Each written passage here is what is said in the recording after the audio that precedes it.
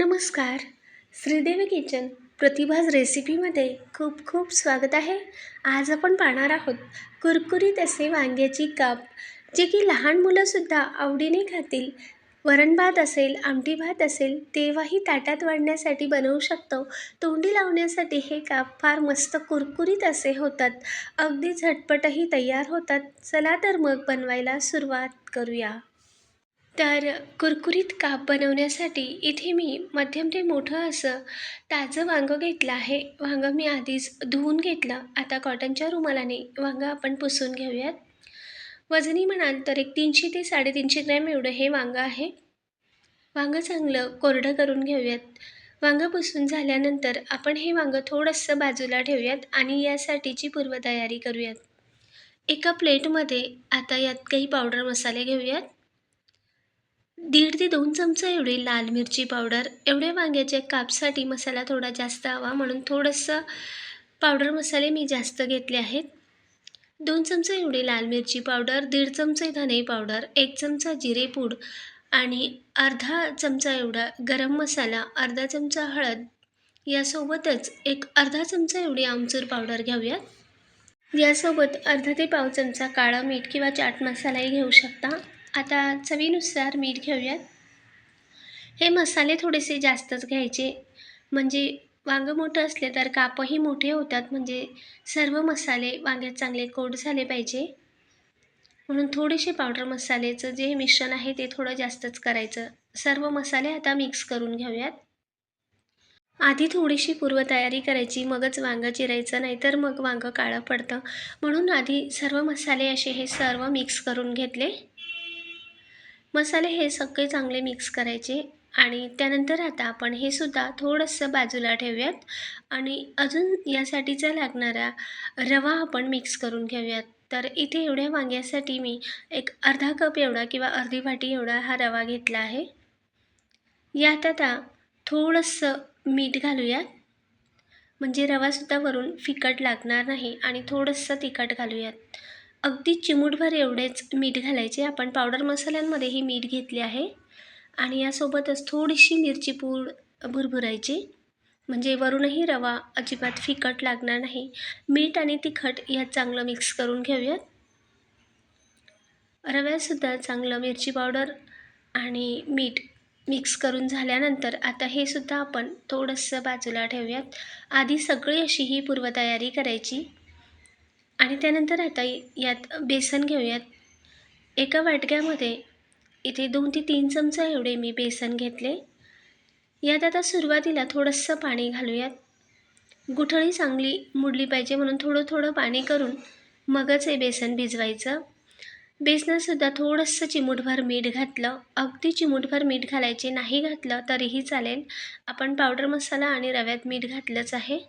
मी अगदी चिमूटभर मीठ घातलं आणि सगळं मिक्स करून झाल्यानंतर यात थोडं थोडं पाणी करून आपण हे बेसन पातळसर असं भिजवून घेऊयात. अगदी पातळ अशी स्लरी करायची, जास्तही पातळ नाही किंवा अगदी घट्टसुद्धा नाही, म्हणजे रवा यात बरोबर असा लागला पाहिजे, म्हणून थोडंसं पातळसर हे मिश्रण करायचं.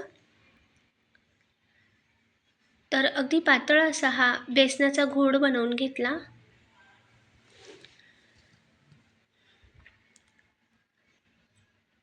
अजिबात यात गुठळी नाही राहिली इतपत चांगलं हे मिक्स करून घेतलं. आता तुम्हाला दाखवते की कितपत मी हे पातळ ठेवलं आहे. तर हे पहा, चमच्याने आपण टाकतो आहे तर सरकन असं पडतं आहे. इतपत ही स्लरी किंवा हा गोळ पातळ ठेवायचा.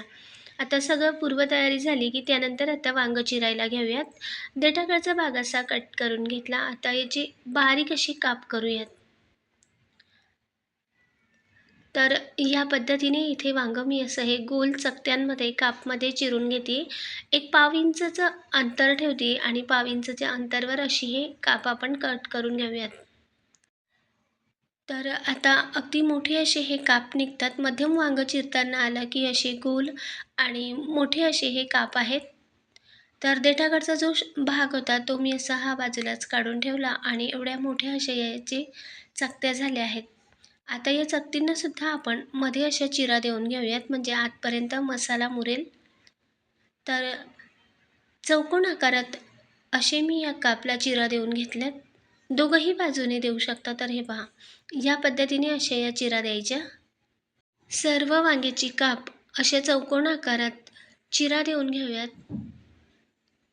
जास्त आतपर्यंत या चिरा द्यायच्या नाही, हवं तर दोघं बाजूने अशा चिरा देऊन घ्यायच्या. आणि त्यानंतर आता जो आपण पावडर मसाला मिक्स करून घेतला होता त्यात हे काप घालायचे.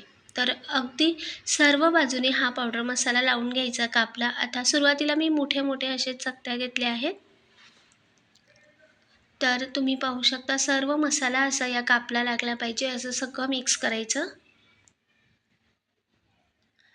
चांगल्या पावडर मसाल्यांमध्ये घोळून घ्यायचे, वरून आणि पाठीमागून बरोबर असा लागला पाहिजे हा मसाला, असा लावायचा. तर हातानेही मी सर्व असं पसरवून घेतलं.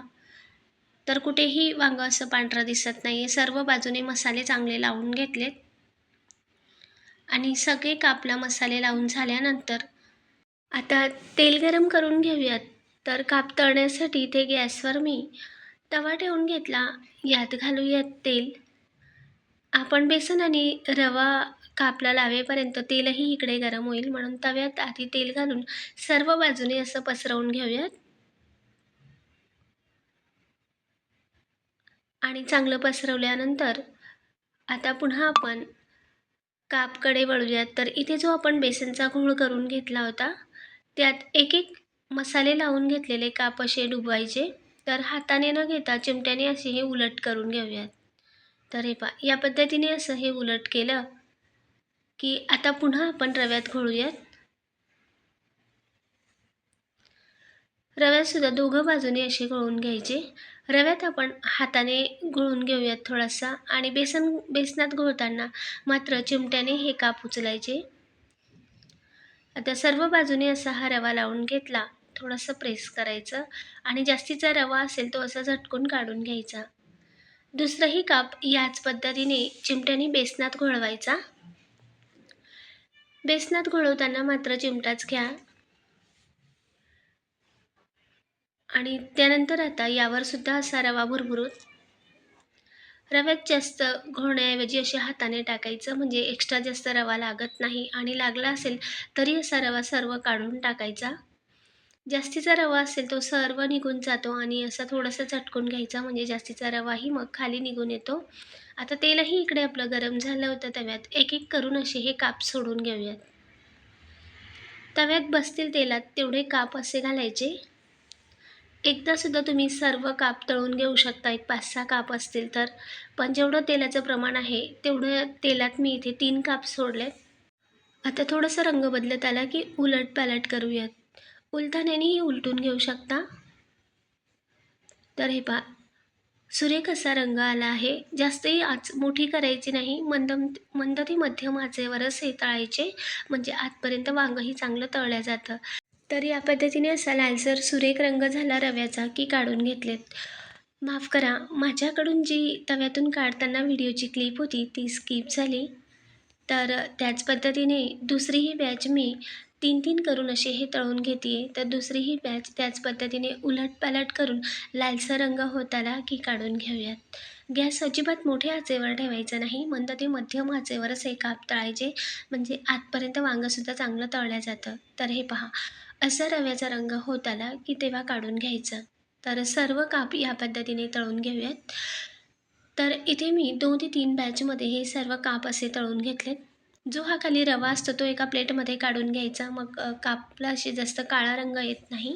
आणि पुन्हा नव्याने दुसरं तेल टाकून शिल्लक राहिलेले कापही त्याच पद्धतीने तळून घेऊयात. म्हणून सुरुवातीला थोडंसं तेल घालायचं, म्हणजे शिल्लक राहिलेलं तेल किंवा रवाही काळा झाला तर आपल्याला एका प्लेटमध्ये फक्त रवाच काढता येतो.